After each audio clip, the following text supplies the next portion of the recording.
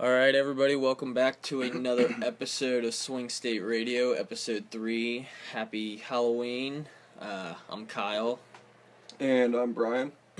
and today we're going to talk about 4 different topics. One, the Hillary Clinton emails coming up again, and then talking about the Donald Trump, Bill Clinton sex scandals, how those fit into this election, what we can talk about and how it can relate to policy.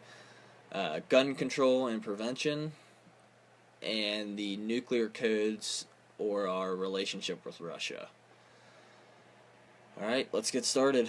So, the new Hillary Clinton emails came out with, Anthony Weiner. The emails are coming out constantly, but what do you think? Recently, just background, Anthony Weiner got caught sexting a 15-year-old girl, and because it was like across state lines, apparently that's like an FBI. It becomes an FBI investigation. So they seize his computers. Anthony Weiner's ex-wife is a Huma Abedin. I think is how you pronounce it. Huma Abedin, yeah. She is one of Hillary Clinton's top aides. And apparently, there were emails that she sent as part of the Hillary Clinton campaign that were on that computer. But we don't know what they are, if they're duplicates or not, or if they even pertain to anything related to what happened already with Hillary Clinton's emails. I mean, I think people have come out and said that a lot of these emails are related to Benghazi and... See, I've heard the exact opposite. This might be... I mean, from what I've heard is that nobody really knows anything yet. Well, I mean, there's like a potential of it, but if so, and they act like these materials are so classified, but how does he get a hold of this stuff? Well, from what I actually just heard on the radio this morning is that something about, I think he accidentally downloaded something, I forget. I guess we'll just, I don't know if we'll talk about this more on our show, but, it'll be interesting to see how, it shapes up. I just wanted to bring it up because, as of right now, here's my talking points, and then you can chime in on what you think. I don't mind necessarily that James Comey came out and said this. The issue that I have is that when he came out and said this, he had no evidence at the time that any of these emails even related to Clinton as Secretary of State, just that it was one of her top aides that came out one of her top aides that had emails on this computer relating to her campaign. At the same time, James Comey, it's come out that James Comey was against, even though it's been proven, publicly linking the email hacks of the Clinton campaign to Russia, because it would interfere with the election because it was so close. So on one hand, he's advocating, and I'm not saying, it seems like when he was first elected that he got support. Was supported by both the right and the left. He still has the support to a certain extent of the Obama administration. I'm just saying that, I'm not saying it's a giant conspiracy, I'm just saying he picked the wrong time to do this, because it's leading to unwarranted mass speculation. We're basically speculating on stuff we have no clue about. I mean,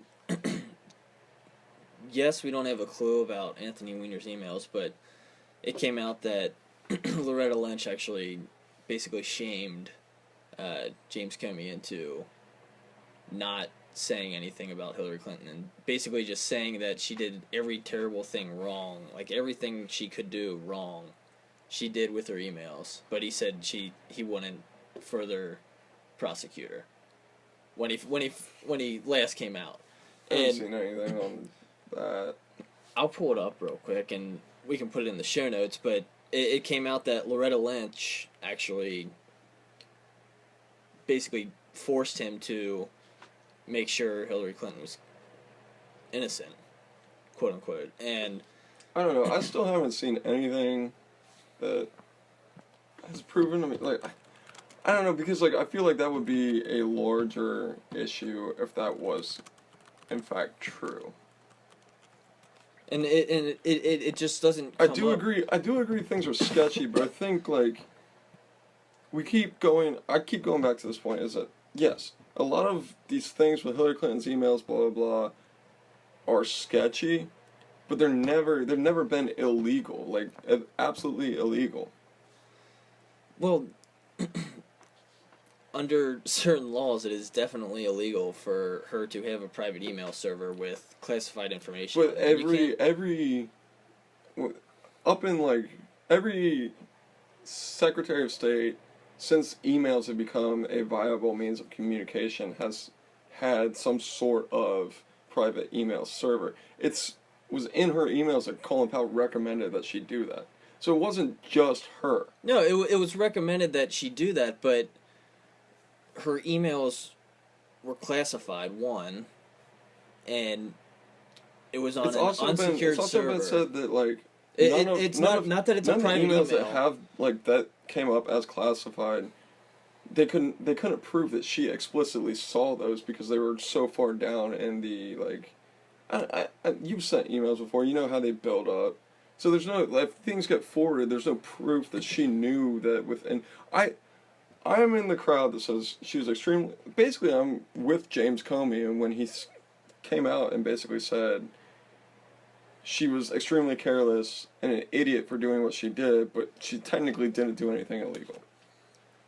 See, he's saying on the legal on the legal basis, he's saying she didn't do anything, quote unquote, illegal because she was negligent and didn't know the law. But that is what she is in the Secretary of State position for. It's because she's supposed to know the law. She's supposed to know how to do this. She's a lawyer, for Christ's sake. And I mean.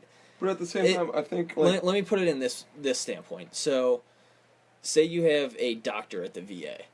If a doctor at the VA would leave with medical records, that is a federal offense. Even if they accidentally had them in their bag during the work day, just moving around the hospital, and they left, and they accidentally had it in their bag, they didn't know. But that is a federal offense, and they would get arrested. And it's the same thing with Hillary Clinton. She has classified information, and it's unknown if it was hacked or not. And now it's coming out that it has been hacked. nothing on her server was hacked. Her campaign's been hacked, yes, but nothing specifically from that server was hacked. Well, they haven't proven that nothing has been hacked yet, and They've done multiple investigations now on it, and they still can't find anything that proves that it was actually hacked. But they can't find anything that proves that. Let me put it this way: if Hillary Clinton could be thrown in jail, I think she would actually be in jail. Well, she might be pardoned, but no. I think that she would have been indicted on something already. See, I don't know. I do not believe this. I think it's all the Clinton machine, and it's all because they know people and they have ties. And James Comey, he going into it, he was there for investigating. He was there for investigative purposes. But now it just seems like he's James going. Comey's a Republican. I think if James Comey could have thrown her in, or indicted her on something, he would have. And that's what I'm saying. There's got to be something somewhere that. I mean, it's a. I'm not conspiracy theorist, but there's got to be something somewhere deep down that the Clintons have done something to persuade. Honestly, this. I mean, like, and I don't want to get away from the fact that like, this is one of the biggest reasons why I had qualms for voting for her. Like, I had, I was kind of reserved about supporting her or voting for her in the first place, is because of sketchy things like this. But at the end of the day, like, these. But there have been former people in the military, former Navy SEALs that have had the same thing happen to them, and they've been indicted. They've been fully Okay. prosecuted. I think we're going to talk in a circle here, and I think we're moving away from what the original topic was should James Comey have come out 11 days before the election to say that there were more Clinton emails when, like, we don't know if they're related or not. I mean, personally, I think he should have, because if the public needs to know about it. So, if So, do you think then that James Comey should also come out and say that, you know, the DNC and the Clinton campaign were in fact hacked by Russians? Yeah. And but do you see like the disparity there? Because he's reserved about doing one of those, but then he's okay with doing the other one. The Clinton campaign had a document signed by over 100 national security officials that basically said what James Comey did broke with like precedent and protocol in a way. what do you mean? Like I'll look it up, but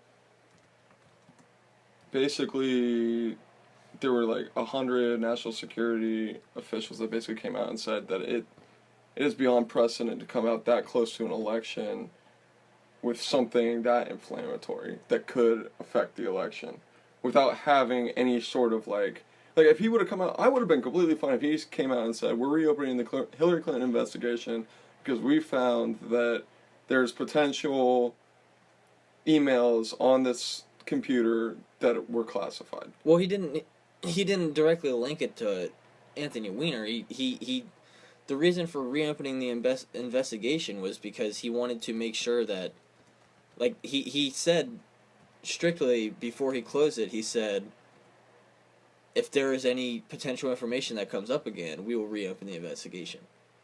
So this is definitely potential information on how, if he had classified information on his server or on his email account and it could have been hacked, and it's, I mean, he didn't, if he had classified information on his email, there's no way that is legal whatsoever. He doesn't have the qualifications beyond it, and he hasn't passed any matter to advance him to have classified information in his hands.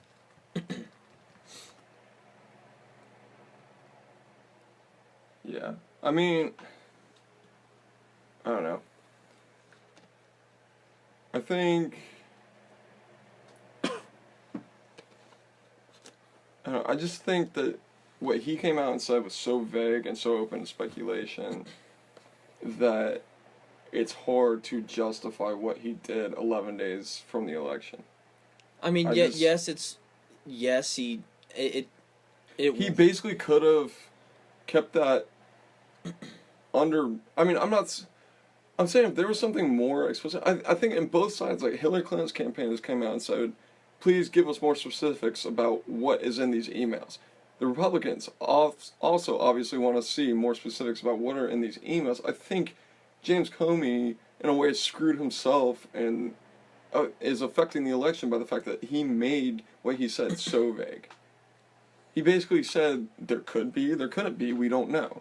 But we're going to, bring it up anyways. See, I don't know. I just see Hillary Clinton when, I think I saw yesterday, she said it's deeply troubling that he came out about this 10 days before the election in order to sway the election. I will say that the same people that are ripping Comey to shreds supported his nomination as the FBI director. Well, that was before he changed all his views and he became corrupt.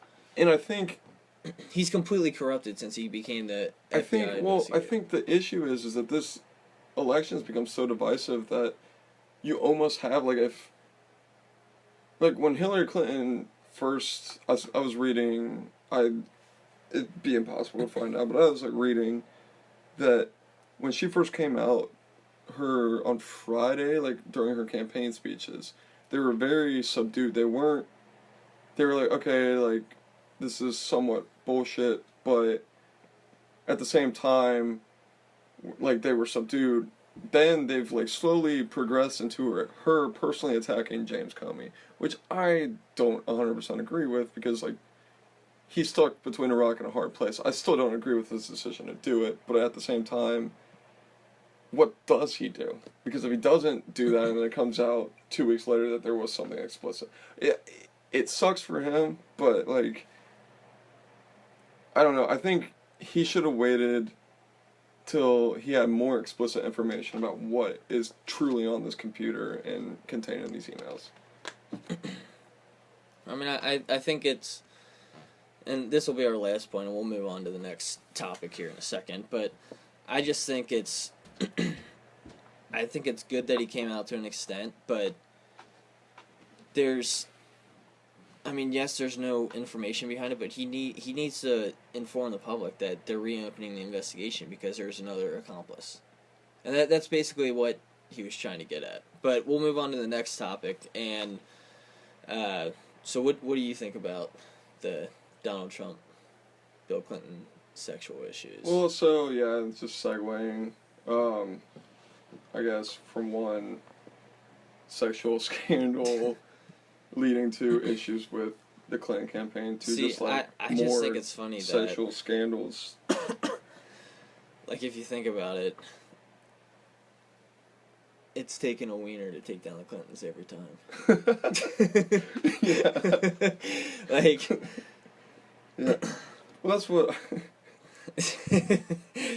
It's just like, I saw Van Jones on Bill Maher's show, and he was joking around. It's like the 4 guys that are, like, most closely related to Clinton right now are Weiner, Donald Trump, Bill Clinton, and Barack Obama. And he was joking around, except for once it's not the black guy. But yeah, I mean, it's just, I don't know. So I guess what we kind of wanted to talk about, not getting into the nitty-gritty because I really don't want to talk about that stuff, but whether or not, like, what Donald Trump has done is equivalent to linking Hillary Clinton to what her husband did. I mean, personally, I think Donald Trump has done terrible things, and he's treated women terribly. And I think there's no defense for that whatsoever. It's proven in everything that's come out, and everything before this has come out. I knew back in May, like I've been telling everybody, I knew back in May all this stuff was going to come out, and the media was just waiting to release it till he got elected because they knew whoever the Democratic nominee was, they could release it and it would shovel him into the dirt, and it has. But with that being said, yes, Bill Clinton did the sex scandal, and yes, Hillary Clinton, quote-unquote, isn't in it, but at the same time, she also shamed people like Jennifer Flowers and a lot of the other women that Bill Clinton sexually assaulted. She publicly shamed them. Like, I think it's hard for us to say because we're not women and we don't know. Like, I don't know how I would react if I was a woman and, like, you know, in that situation. I don't know what I'd do. You know, if I was a wife in that situation, I don't know what I'd do. I mean, Melania came out and said that she doesn't believe what the Trump accusers are saying, and that's her right. Now, granted, I do see what you're saying by saying that, like, well, Melania just doesn't disagree. Clinton's came out and in a way shamed these people, but how do you react to a situation like that? I just personally think that it's unfair that Hillary Clinton, it's almost like Hillary Clinton did these things when she really didn't. Like, I mean, Bill is, in my opinion, on the same level as Trump and what they, like, did, if not worse, but, like, that was Bill and not Hillary. yeah, but I totally agree on that point, that it's Bill and it's not Hillary, and the Bill thing shouldn't really be as prevalent in this election. But I can name 7 times where Hillary Clinton has talked about and publicly smeared women. And one was her smearing Jennifer Flowers. She called her trailer trash in a 1992 interview with ABC News. She basically called her a failed cabaret singer who doesn't have much of a resume to fall back on. And Bill later eventually admitted to that happening. And then she slammed Monica Lewinsky as a narcissistic Looney Tune after she had consensual relations. Yes, they were consensual relations with her husband. But, and then in I can't remember what year this was, but she basically defended a rape victim. A 12-year-old girl who was a rape victim. She defended them in court and completely said that she said in the affidavit that she wrote, "I have been informed that the complainant is emotionally unstable with the tendency to seek out older men and engage in fantasizing." She was 12 years old. She can't... 12-year-olds don't physically seek out older men. So why... Well, and she defended this sexual assault. I mean, that's like... But that's not... I don't know, I guess if we're relating it... the comments she made aren't right, but at the same time, how can you defend what Donald... And you don't. You don't. So just getting that out there. Oh yeah, so and I call the Trump supporters out on it. I say, how can you defend what he says?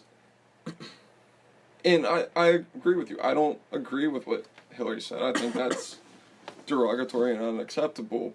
But at the same time, how do you defend what Donald Trump says as just saying it as it is, and then like deride Hillary for saying similar things after when getting put in between a rock and a hard place with a cheating husband and a future to think about?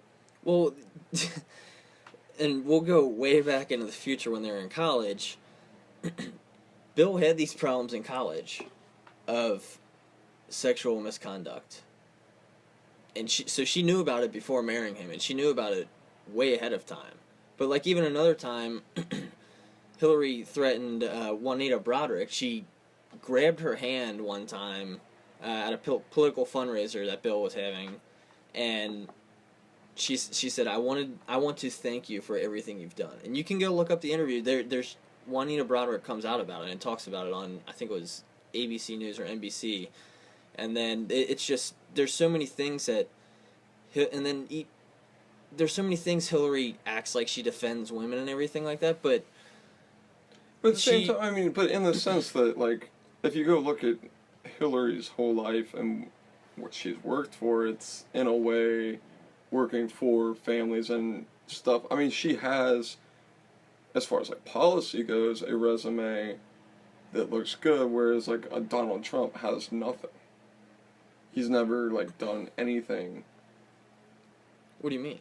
Like, if you go look at like what Hillary has worked on throughout her life, it's policies for improving family situations. But they haven't. And her policies have not worked at all when she's okay, voted but on it's supporting those things. But she still supported like the advancement of those issues. Yeah, you can. It's one thing to support the advancement of the issues. I support the advancement of families, but I can't. I will admit right now, I can't physically propose a policy that. And it's also another thing when your personal life has been thrown into the spotlight for 30 years.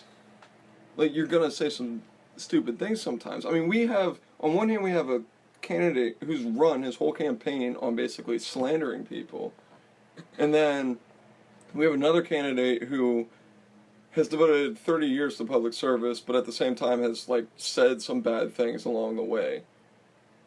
But one is like championed as, oh, the person that says it as it is, where the other one is derided for saying those things. And the only difference is one is a man, one is a woman.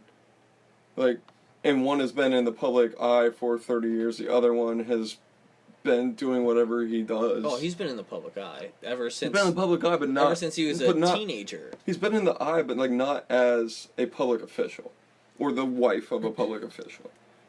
Yeah, and that's my point. Like, one of her main arguments at the beginning of the primaries was, I can't quote it exactly, but it was, we need to firmly believe all sexual assault victims who come out. What just happened. Just think about that. She said we need to firmly believe anybody who comes out as a sexual assault victim. And then she goes, like, before she said this, she goes and shames all these girls who she calls them bimbos. Yes, I can agree with that. And again, this is why I have reserves about Clinton, like, and didn't support her originally. I guess, like, I don't know. I just think that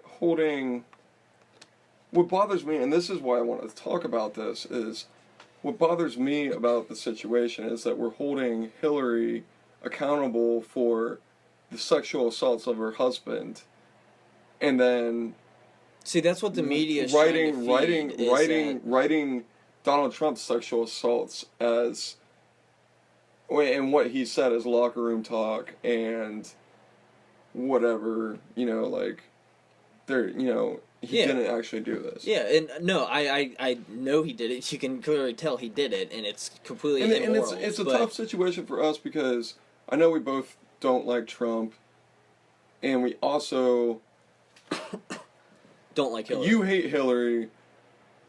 I support her now because I mean, if I think she's a better candidate. Like, I haven't always supported her. There was at one point where I said I would probably never vote for her, but like it's a struggle for us to sit here and be like, oh well, like try and back one of them in this situation. I just think that like Donald Trump actually did these things. Hillary Clinton, well, yes, she publicly smeared women, didn't commit any sexual assaults. Yes, I know that, but I mean and I don't think Donald Trump has committed all these sexual assault and all these allegations that are coming out. I don't think he did all of this. I know it has happened a lot, but I don't think all the women that are coming out. I think it's just to stir up more media and everything, and just to get something to talk about, and keep it off the topic of what Hillary's been doing. But also, I just want the Hillary Clinton people. You can't defend what she's done to women because she hasn't done well for women, and she hasn't done well for families, and she hasn't done well for kids like she claims she does. She defended a rapist for raping a 12-year-old girl and basically said the 12-year-old girl had interest in... But hold on, but was she defending the girl or defending the rapist? Defending the rapist. Okay, was she a public defendant? She was a lawyer, yes. So she was a public defendant, meaning that she has to defend the rapist. No, you don't have to. You don't have to take that case.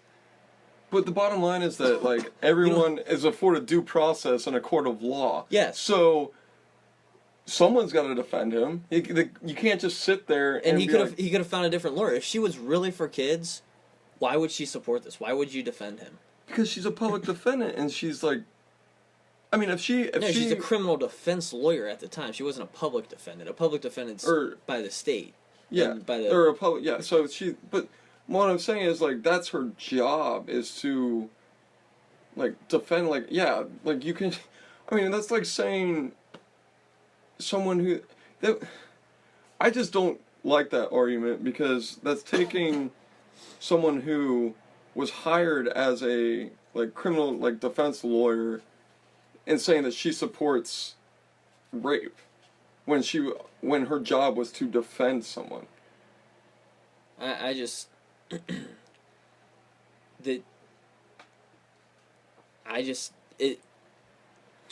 during that investigation, like, if you go back and listen to tapes and everything of it, you can hear her after she gets she was hired to defend this man. It doesn't necessarily mean... Yes, but she has... That's what I'm saying. It's her job. It's her job as a lawyer to defend him. Yes. So you can't... That's what I'm saying. What she's saying in court. No, you don't understand what I'm saying. Yes, it is her job to defend people. Yes, she is a criminal defense lawyer at the time. If you really support rapists and you, or not support rapists, if you really support the kids, like you say you do, why did you do this? You as a lawyer, you don't have to take a case that's on your desk. You don't have to take every single case that's on your desk. You don't have to. and there's other We criminal don't know defense why lawyers. she didn't take it or not. Like, but the bottom line is someone has to take it. Yeah, I mean, and somebody else could have taken it. One of the biggest problems in America right now is that like those people are underfunded. Like, I mean, this is a completely different topic, but someone has to take that case, and to deride Hillary Clinton for taking that case and saying that she no longer supports people because, you know, she no longer supports women and children because she took this one case while she was a criminal defense lawyer, does not, in my opinion, hold up to like her value. She might still have good values, and maybe she thought the guy was innocent. We don't know that. Come on, good values. Okay, but But I'm just saying, like, I'm saying even after the we fact, can't base her values off of what she did as a criminal defense lawyer. Even after the fact, after she had gotten the piece of evidence that had her client basically locked up, she got it dismissed. She said, but again, that's her "No, job. this. I know it is her job." She said, "He took a lie detector test. I had him take a polygraph, which he passed, which forever destroyed my faith in polygraphs." So, obviously, What I'm saying is lawyers don't always agree with their clients, but it is their job to support them. yes, I If know. they are a criminal defense lawyer, like if you are working for the city or whatever, like you can't just say, "No, I'm not going to take this case," because everyone is afforded the right to like have a lawyer. Everyone. And this is so far off topic. We need to like probably move on. We'll move on to the next. But I'm just saying, like that's. I just don't think it's right. I mean, there's other lawyers and everything, but. All right, so we'll just move on to the next topic. Gun control. Where do you stand? So I am for common sense stuff, which I'm assuming you're gonna like already argue with me on, but I don't like. It was funny because like I went to the Clinton rally last night, and before everyone was like, "Oh, you went to the Clinton rally." I've gone to watch Bill speak. I've gone to watch Hillary speak. I've gone to watch Trump speak, and I'm trying to go watch Bernie speak on Thursday. So I keep an open mind, and I just enjoy going to rallies to see what these people have to say. Question real quick. So, in regards to the Trump rally, what the media portrays is violence. Was it a violent rally, or was it civil and just like everybody was hysterical for Donald Trump? I would say it's not like there weren't people like outside foaming at the mouth ready to like kill a Hillary supporter if they walked by, like not. But I was kind of like concerned when the media walked in and like there was a collective like boo. I mean like intense. Everybody booing at the yeah. media. I mean it was pretty bad. Outside of that one instance, no, there wasn't like, like obviously I'm not a Trump supporter, but and I obviously didn't express my displeasure in Donald Trump when I was there, but and like you saw the occasional protester walking by. I just didn't know. I just wanted to hit on that topic real quick. But I think there was a more of. I will say this. Okay, so I went to the Donald Trump rally, and it was more of an attack dog, like, basically just slandering the other side as much as possible. When I was at the Hillary rally, when Hillary came on, there was that to a certain extent, but it was more of, like, not that, I would say. Yeah.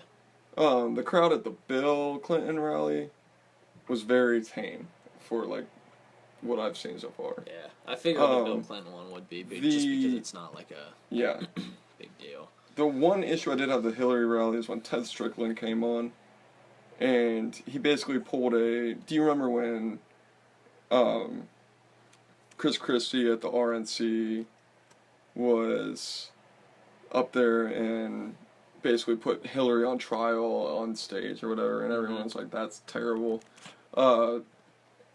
Ted Strickland kind of did the same thing to Rob Portman. He came on stage and, like, halfway through his speech, he basically would, like, list off an issue, and everyone, like, he was like, shame on you, Rob Portman, and, like, from then on out, like, every time he'd bring up an issue and everyone would yell, shame on you, Rob Portman. I'm like, okay, that's petty. Yeah. And it's indicative of someone who's, I'm pretty sure, down by double digits to Portman. Yeah.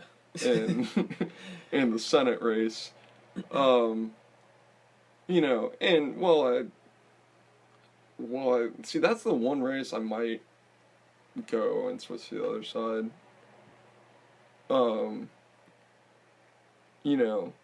Like, I don't think Rob Portman's that bad. I do. Oh, well. I just think he's a cranny, and he's... I mean, I'll probably still end up voting for Ted Strickland, but I just didn't like that kind of rally, if that makes sense. I didn't like the whole public shaming of someone, basically what you kind of almost brought up. Understandable. But, so I wasn't a huge fan of that. But I would say, outside of that, like, I mean, I will say there was a lot more kind of, like, basically to leave the Hillary Clinton rally, you had to go out, like, this, like, single kind of, like, fenced area, and, like, almost the whole way out, there were people with Trump signs, or, like, protesters of something, and I cannot stand the anti-abortion people. Like, it's not because they're anti-abortion, I don't have a problem with that, I actually consider myself, like, almost pro-life. Not 100%, but, like, almost there. But, like, when they're holding the, like, dead babies in front of your face, that just doesn't do anything to, sway my opinion, I guess. Yeah. But no, I would say, just, sorry for the, like, off-topic No, you're good. section here, but I would say that, overall, they were pretty similar. I wouldn't say there was a huge... I would say the Hillary Clinton rallies were definitely smaller, but I think they were meant to be that way. Yeah. Because they cut off the crowd at a certain point, and the way they were set up, both the Bill Clinton and the Hillary Clinton rally were almost set up in a way to, like, let you, like, feel like it was more intimate, whereas the Trump rally was, like, U.S. Bank Arena. Yeah. So, but that side note apart, at the Hillary Clinton rally, they had Gabby Giffords and her husband speak, and then, like, Hillary Clinton, they both all, like, touched on this idea that, they're gun owners and gun supporters, but, like, they're for common sense gun laws and regulation. And that's where I kind of, like, see myself, too. Okay. So what do you mean by common sense? So, I guess I'm for background checks from all people. I'm for closing, like, the gun show loophole. There's documentaries that I've watched, and I can put it, like, you have to have HBO to be able to watch it, but there's one really good one called Gunfight that's an HBO documentary, and, like, explicitly, the thing that it does is it talks to both sides, but one of the things that they do is they go with one of the guys that was in the room at the Virginia Tech shooting, and who, like, advocates for gun, like, control now, and, like, he went and explicitly but legally bought a gun at a gun show without showing any sort of background. When was the Virginia Tech shooting? That was 08 or 09, I think. Okay. It was a while ago, but, like, he did that. PolitiFact did something, and basically the 3 points they made were federally licensed gun sellers are required to run background checks, but not all sellers are required to be licensed. Some of those unlicensed sellers sell at gun shows. It's not clear how this is pertaining to the quote-unquote gun show loophole. It's not clear how many sellers are licensed and how many are not. Some studies are out of date.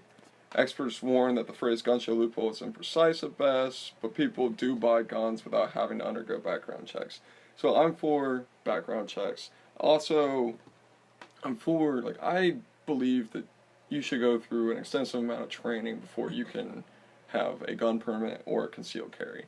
I'm Well, not for against concealed carry, you do have to go through Yeah. advanced training. I'm not against those, but I believe that the training should be extremely extensive. I don't think, like, I think in certain states to get a gun permit, you only have to do like 8 hours of training and pass like a 10 question test. It's a very simple test, and in my opinion, it's easier to own a gun than it is to drive a car. I don't think it should be that way. I think, Well, what do you mean? like, I'm saying you have to do less training and like pass an easier test to own a gun than you do to drive a car. Well, I mean, they have, to own a gun, they do have background checks, and you do have to be, they have background checks for every, and that the gun show loophole is a complete farce, and there's, I mean, you can say that, but I like can pull up specific examples of it happening. I just said, like, you watch this documentary, it happened. Like, yeah, but every single, I've been to gun shows, every single purchase, everybody at a gun show, whether they're licensed or not, the government wants to enforce licensing for gun shows or gun dealers because they want to, one, make more money, two, control what goes in and out of you, so your dealership. And that's more government tyranny. And also, the gun show loophole is just a farce, just because like I said, I've been to gun shows. When you make a transaction to buy a gun, you have to provide all your information, and they go through a background check before you actually get. Just because, like, you did it that way doesn't mean that it doesn't happen the other way. No, I see if you can find this, and I'll go through my list of ideas I have. Find an example for me where somebody has gotten through the background check. I just said, I mean, I can't. Like, I'm not gonna pull it up on. I know. Try this right now, find an example on the internet where somebody has gotten through the gun show loophole. Just search something on Google and try to find it, because there is. PolitiFact is a left-leaning website. PolitiFact is a It is a fact-checking website. Left-leaning website. But you can't just claim that its facts aren't true by saying that it's left-leaning. Like, well, I don't. Well, it's left-leaning and it sways to. Okay, here's another thing I wanted to bring up. The guy, I don't know if you know what the Dickey Amendment is, but the Dickey Amendment basically was this amendment that said the Center for Disease Control cannot spend any money on gun research and able to, quote unquote, advocate or promote for gun control, but basically what it does is bar the CDC from doing any research on, like, gun violence in America, period. That same guy has now come out and changed his own support for that, and now is not in favor of that amendment, and says that the CDC should be. That's another thing I think should happen, is the CDC should be allowed to study gun prevention methods, or not gun prevention methods, but like gun violence prevention methods, but it's heavily, like, looked down upon by, like, groups like the NRA who are afraid that if this research comes back, it's not that it necessarily would, but they say that if this research comes back, it might say that, oh, gun control methods are, might be the best answer. Another thing is, I think that with that research, they might be able to find, like, advanced, like, I think, like, so, there's prototypes of, like, these guns that with, like, will only respond to your fingerprint or something like that. Yes, that technology isn't there yet, but why can't we have the federal government study it and try to find a practical way to make that a safety feature on guns? Because the federal government fails every time they try to do something like that. The federal government, if somebody can point out to me one time where the federal government has actually done something right and not failed with a policy, then I would love it with a policy like this. And it's been proven. It's been proven in California time in and time out. It's been shut down by lobbyists and like the right wing congressmen and women who like don't see, like, for some reason can't understand that there's a difference between gun violence prevention and gun control. See, and that's what I'm that's what I'm saying. Like the federal government. Like no one is saying you can't own a gun. No one is saying you can't have a concealed carry permit. No one is saying you can't protect Barack yourself Obama in your own has home. come out not recently, but way back when he was in college. He came out saying that he is completely against guns, and that he talked to this guy John Lott. Okay, but how many years ago was that? You can't say that. Oh, so he's not allowed to change his opinion over to, like I said, the guy that wrote the Dickey Amendment, which prevents the CDC from doing any sort of research, changed his mind. And Barack Obama is not running for president right now. He's been president for 8 years and he's trying called for sensible gun control. It's not sensible though. So the three things they want to do: they want to expand background checks to include individuals selling individual guns. That is their one point. And according to Obama's fact sheet, the most important thing we can do to prevent gun violence is to make sure that those who commit violent acts cannot get a firearm in the first place. How will the federal government magically achieve this? Say that again. Sorry. So the most important that Obama said, the most important thing we can do to prevent gun violence is to make sure those who commit violent acts do not get a firearm in the first place. How are they going to magically achieve this? Is there going to be a magical unicorn that goes around and makes sure all the guns are out of all the criminals' hands? If you commit a crime, like, you shouldn't be allowed to own a gun. Like, what's hard about that? That is in the laws already. It's in the laws that if you're already bound by federal law to go through a background check if you buy over the internet at a gun show or from a store. It's already illegal to possess a firearm if you're a criminal. Okay, then why are you so against what Obama wants to do? Because he's trying to expand background checks, quote unquote, and quote unquote common sense gun control. And but why is it so hard to believe that is all he wants to do? Because it's already a law.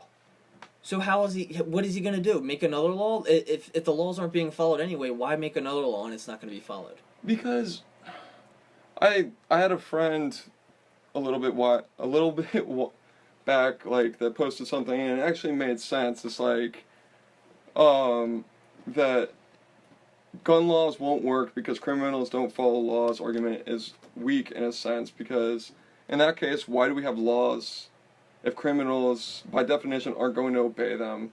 How can one be a criminal if said individual is breaking a non-existent law? These laws need to be in place. In the idea that because criminals break laws that we shouldn't pass laws, then we shouldn't have laws at all, if that's the argument. No.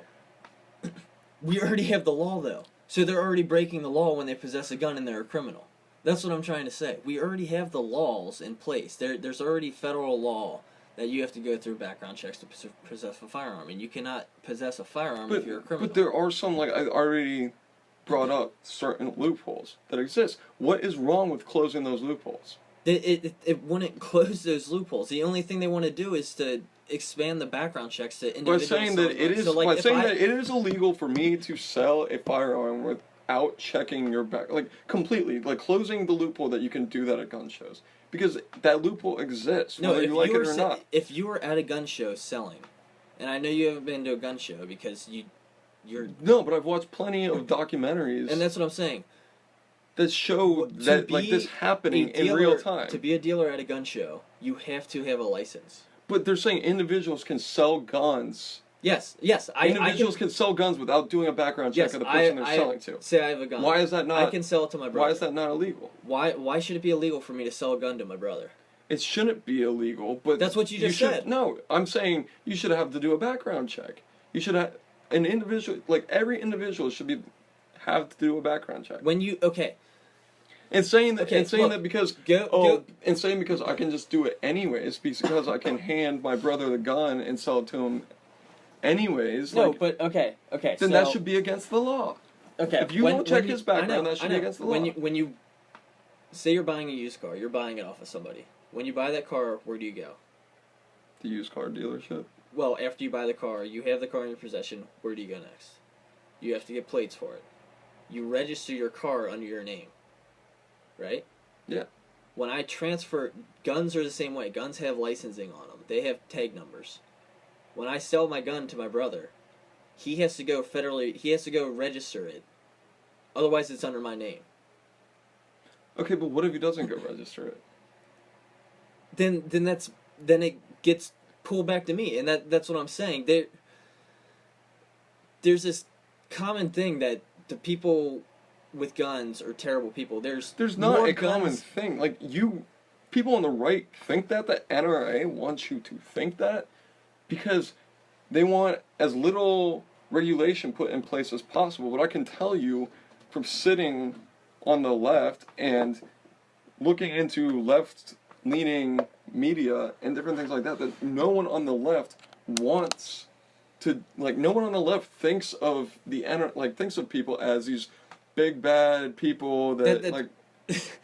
Barack Obama specifically said the gun grabbers, the what was the word he used? I don't know.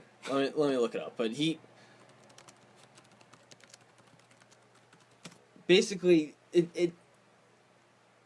yes, I cannot give my gun to my brother without him getting it registered. That's what I'm saying. But why shouldn't you be able to give the gun to your brother without doing it back? And yes, in this example, when he registers his gun, it has to get a background check. That's what I'm saying. But why can't we? I don't know. But if he doesn't register his gun and something happens, like, are you at fault then? Like, it's just. And okay, let me move again. Why do you agree that the Center for Disease Control? he called people with guns bitter clingers. He said the Second Amendment people these bitter clingers. Okay, but that doesn't mean that his proposals are bad proposals. No, your point was that he hates people with guns. No, I said people on the left don't hate people. I never said Obama. I never said anyone specific. Saying Obama is on the left. Okay, but he's one person on the left. And there's multiple people I'm one on the person left on the left. I know, and so by your definition, no, I understand me where saying you're coming it from. means that, like... No, I understand where you're coming from. Like, giving one example and saying that encompasses everyone on the left is the same as me claiming that, like, because one bad person... shoots someone, that everyone that's a gun owner is a terrible person, which I'm not asserting. I know you're not specifically asserting that, but people in government, people in the Senate have specifically said things like this too, and they constantly hate. If you listen to Obama every time he talks about it. He's like, all the bitter clingers said NRA, the Second Amendment people. I'm pretty sure he's only said that once. I'm pretty sure Obama... He's only said bitter clingers once because he got completely shredded for it. Like, a lot of people in America is fed up with the idea that the answer to fixing gun violence in America is less regulation on guns. Because that just doesn't work. We're not saying less regulation. There's already laws. There's already laws in place. There are already laws in place to own a gun, and you have to go through registration once you get a gun. You have to license your gun. You have to license it through the manufacturer. But obviously, there's still an issue. So how do we solve that issue? Because people are getting the guns illegally. People in Chicago's a gun-free zone. California's a gun-free zone. Okay, people are getting those guns in Indiana and bringing them into Chicago. I want to see the proof, because they're getting these guns illegally. They're illegal guns. They have the licensing brandished off of them. They are not registered firearms. But you have to do a background check before selling it to these guns. Like, we would be able to track that. If the CDC could study gun violence in America, don't you think they would be able to better understand why? The bottom line is we don't understand this issue enough, and because of laws put in place by the right, we're not allowed to understand this issue. Let me put it this way. Do you believe that the CDC should be allowed to study gun prevention, or not gun prevention, gun violence prevention? What's the CDC? Center for Disease Control. Why would the disease control? Because they study other issues like that. Like what? Like they study like things that like kill people. They study diseases. They study different things. Why should they not be allowed to study? Because like, there's already gun private violence? companies studying this. So, for example, John Lott, he's a avid gun supporter. Yes, he's the most prolific and influential writer on the topic of gun violence. And Okay, but there's you a just said study, he's a gun supporter no, who no. is now doing Well, research on guns. He did all the research, and he supports guns now. And the study, and I'll link the study in. I'll tell you this much. I used to be a gun supporter. Then I sat there, I said, I'm going to look up the stats, because I guarantee you that, like, America's not as bad with gun violence as people are making it out to be. And I had my mind changed immediately. Our rate of people that are getting killed by guns is so much higher than other countries. Like, because other countries physically took guns from people. They went to people's houses. They literally don't have guns. They don't have guns. So, like, when people come in and they take guns illegally in there, what are you going to defend yourself with? Wrapping this up, because again we're kind of going in circles here. Well, let me just link this study. We're going in circles here. My opinion is that just stating my opinion without argument or anything. People need more and constant training. I think that, in my opinion, is the biggest issue, is that we treat guns like guns are easily accessible because they're easy to get, because you don't need a lot of training, in my opinion, to get them. I think the CDC should be allowed to study gun violence, but I still at the same time think that people should be allowed to own guns and have concealed carry and protect themselves. I know. I understand your stance that there needs to be background checks and everything, but there are already background checks, and if people are going against the background checks and not like it. That's my point. Like, if people... So, like, we'll go back to my brother. I'm selling my gun to my brother. He has to get it registered. He doesn't get it registered, commits a murder. That's an unregistered gun. He's doing it illegally. He got the gun illegally. But if I have to get a background check from him, and he gets the gun, he goes kill somebody, it's the same thing. He still gets the gun. There's no criminal record behind my brother. That's what I'm trying to say. Okay. But yeah, I think it's time we wrap that section up again. This has been a really heated episode, I guess. I love it, though. I know, it's fun. It's fun and intriguing, and I hope that... I guess, yes, it's heated, but at least we've been able to kind of not just scream at each other and incoherent ramble. Yeah, and I think it's good, because it kind of shows, like, what could be if people just didn't scream at each other. Like, yeah, I mean, like, yes, we're, like, raising our voices, and obviously we're both passionate about these subjects, but at least... We're sparking conversation, yeah. We're allowing it to happen, and that's, I mean, a lot of people in this country, both on the right and left, they're both liable. They'll shut down the other side before they even get a chance to speak, and then But yeah. So moving on, and this will probably be a shorter one just because we've kind of been speaking for a while, but we just wanted to or at least I wanted to bring up the idea that, in Hillary's campaign, she's done this whole thing with, do you see Donald Trump with the nuclear codes, blah, blah, blah. And then I think she just came out with a new campaign video that, relates to that whole thing. And I didn't necessarily want to bring up and we can talk about it still, but I didn't necessarily want to bring up whether or not you think Donald Trump should have the nuclear codes. I just wanted to bring up more as like, I was born in 1993 after the collapse of the Soviet Union. You were born, what, 95? Yeah. Obviously after the collapse of the Soviet Union. So we're now in that like prime, we're the millennials, whatever, that people bring up all the time. And I just think that this is at least to me, this is less of an issue for us because we didn't live through this time. And I think that like one of Hillary's biggest issues is that she doesn't connect with millennials. I don't think this is gonna like help her in any way. I think with that point, she's trying to sway like the baby boomers and the people who are on the edge of supporting Trump because he's that person who says it like it is, and they lived through the greater days, and they want to get back to that, and they think that either Trump or Hillary can do it, and they're waiting till the last minute to decide, and I think Hillary's trying to push that topic onto them, and I almost think that, in a sense, I'd hope this is the last. And I think the only reason it's an issue is because Hillary was able to hit Donald Trump at that point in a debate, and she's kind of turned it into this other thing that keeps coming up. But I think,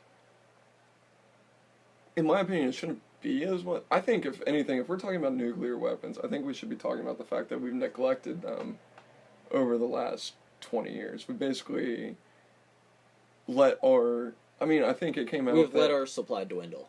Well, it's not even that we let our supply dwindle. We have, like, enough nukes to wipe out the world, like, 6 times. So I don't care necessarily about letting our supply dwindle. I think it's that the people that are taking care of them and the people that are, like, supposed to be the people launching these nukes if we ever get into nuclear war are ill-prepared or...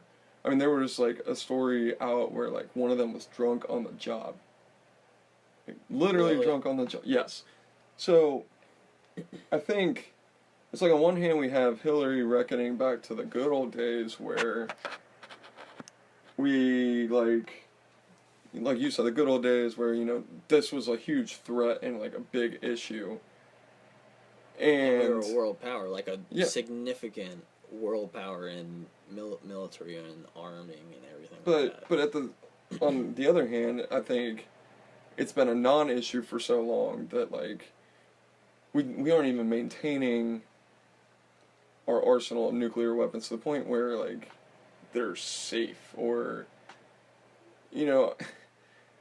So I think as millennials we need to look at, this needs to be a little bit of a topic more, but not like, okay, how, like, not a big swinging dick contest with the, Russia to see who has the most nuclear weapons, but more of how do we maintain our current arsenal and protect our current arsenal. Because, like, I 100% believe that, and I know, like, this might differ with, where, like, with the left, but I believe that we should at least maintain some sort of nuclear arsenal as a deterrent. Yeah. The only reason we never had a nuclear war during the Cold War was because both Russia and the United States knew that if we launched nuclear weapons, the other one was going to do that, and the world, as we know, was over. And that's one thing I kind of want to digress a little bit. When she says, like, Donald Trump doesn't have the capability to hold the nuclear codes, I don't think either of them technically have the ability to hold the nuclear codes because, one, to launch a nuke and to do it, there's 3 different codes that all have to be imported. So there's 3 different people who know the codes. So it's not just one person. You have to go through 3 people to get it. And then, well, I think the point is that it's ultimately their decision to do it. And also on that point, Hillary Clinton, I don't think she's capable of it either because she's been through almost every debate. She releases some kind of military tactic that we use. And okay, I mean, 4 minutes, I could probably go look that up if I wanted to. Like, no, normally you can't. You can't say, oh, how long. Again, I think if that wasn't already, like, well-known information that someone from the some sort of national security person would have like been knocking on her doorstep telling her that that was not okay. Well, But and that's the thing. Like, she's done this multiple times. It's not just a 4-minute one. There's multiple times where she's released military information, and I would have to go back and look at some of the ideas I had put forth, but there's multiple times where she's released information for just like military tactics. Like, I think one time she said, "Oh, we're not going to attack them." Like, you don't say we're not going to attack them or we're going to attack them. You for as a military tactic, you need to be unbiased on the opinion, I guess you could say, and not put forth an idea. Say, "Oh, I don't know. There's a possibility. There's yes, maybe, no, maybe." You don't put forth what we do, what our military does. It's just not a good tactic in self-defense at all. And that's my only point as to why I think neither of them are justified for it. I don't. My thing is that where Hillary Clinton, has at least been Secretary of State, I think Donald Trump is not mentally unstable. I don't think he's like. I think he's a perfectly normal human being, but I think he's a little egotistical. Yes, his ego gets in the way of a lot of things he does.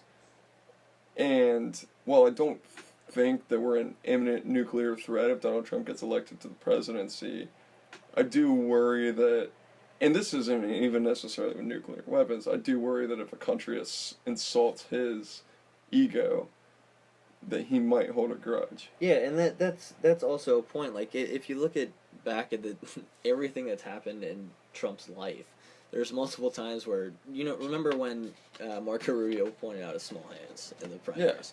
Yeah. Okay, so 20 years before that, I can't remember what news article it was, but a news article, a guy posted a report and was talking about Donald Trump's hands being small.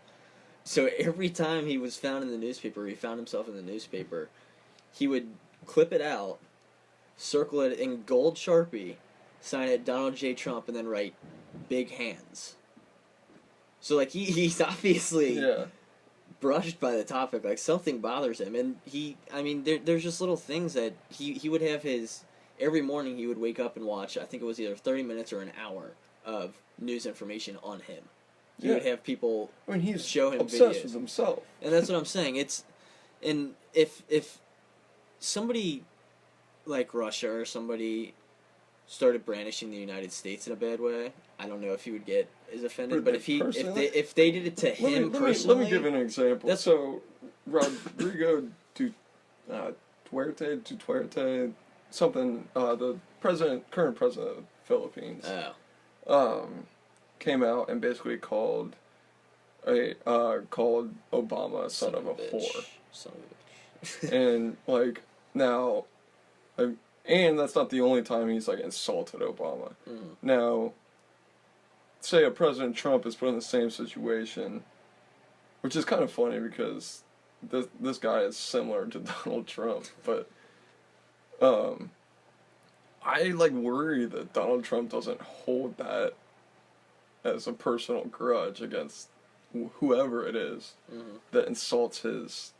And I don't know why. And I don't think that might necessarily lead to a conflict, but I could see it leading to a war of words. Being on bad terms. Yeah, and being on bad terms with whatever country. Well, that's kind of how we are now, though, and that's one of the reasons I do support Trump a little bit is because he's pro-Israel and he's pro. I don't know why he's pro-Russia. I don't agree with that. I think we should keep our friends close and enemies closer, but to an extent, we shouldn't be this close with Russia. I don't necessarily mind. Well, I do. I obviously don't like Putin. I don't mind trying to like mend relationships, and I think that's what Obama's tried to do. Well, he worsened it with people like Israel and the Philippines. Also, it's just that wasn't a product of Obama. That was a product of the fact that we've had, some sort of American presence in the Philippines since they were technically a colony of ours. And I'm not like again, going back to like Trump, I just like I don't want to see the president of the United States bad mouthing every person that lobs a critical remark Yeah, at him. and You know? that's why I've been. That's also why I've been questionable on it. So, like, where do you stand on nuclear weapons? Nuclear weapons as a whole, like I said, a lot of the left are people that say, oh, we should just, continue to shrink our nuclear arsenal, consolidate it, blah, blah, blah. I think, again, we need some sort of nuclear presence because without a nuclear presence, You're it defenseless. allows, especially people that still have nukes, to, you know, It gives them an upper hand. yeah, exactly. It It gives gives them a little them, bit of it's like yeah. a blackmail a little bit. Yeah, it gives them an upper hand. It gives them like leverage in certain situations. Like for example, I think all the permanent members of the United Nations Security Council are nuclear armed countries. So we start to like lose that. And that's what my point is that I'm saying. But at the same time, we're sitting there and you have like a Donald Trump saying we almost need to like increase our nuclear arsenal. We don't even maintain the arsenal we current like. Obama's like signed. So I think we should shrink it a tiny bit because we don't need to destroy the world. Like we already don't maintain the arsenal we have, and we have an arsenal large enough. Like I said, I think it's to destroy the world multiple times. So I think we should at least limit our arsenal to a certain extent, consolidate it, but then maintain it and maintain it in the correct way, not in the way that we do now, which is sort of just neglecting it and writing it off as, something from another bygone era. Yeah, I understand that point to an extent. I just think we have lacked the maintenance, like you said, and I think we do need to put more maintenance down. And in my opinion, we need to increase the supply just to get the ones that haven't been maintained in over 20 years. Yeah, I mean, they could be faulty. I think to a build certain up extent our we arsenal maybe to not make sure that increase, but replace. And Yeah. I'm okay with replace. To a certain extent. On another topic, we can bring it into a future show, but like nuclear energy, I think nuclear energy in a whole could be very beneficial, but we can save that for another topic. Yeah, I'm back and forth on nuclear energy because, like, again, yeah, we can talk about that some other time. My only thing is that it's a benefit risk, like you're basically providing clean energy. Yeah. But at the risk that you destroy a whole area for multiple lifetimes if the nuclear reactor melts down. Yeah. But I think if maintained correctly, like I don't think that nuclear energy is necessarily a bad option. Yeah, and it's much more sustainable than like coal, and it works a lot Yeah. better than coal and everything like that. So like, and that's the topic I actually want to get to. I was thinking about that earlier. Is that I want to get into kind of climate change in general, and like America moving forward into renewable energies. And again, that's maybe we'll talk about that next episode. Yeah, we'll bring that on to next episode, I guess. So for now, yep, hope you guys stuck in there with us for that long heated debate. Hope you guys created some talking points for yourself. Again, we'll try and like link as much as we can, and yeah, I mean we get heated, but like I think again, our dialogue was still there even in times of like emotional, like feeling passionate about different subjects. So on that note, see you next time and enjoy the rest of your